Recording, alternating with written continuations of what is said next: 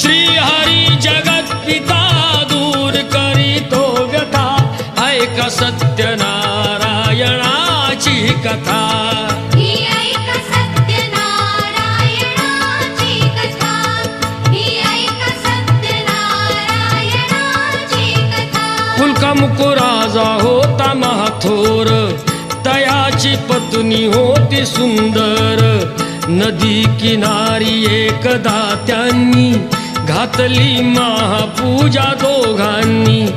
आले एक नौका त्याच मार्गानी नाव भरलेली पूर्ण द्रव्यानी होती व्यापारी साधू बाण्याची रीत पाहण्यास आला पूजनाची उल्कामुक त्यास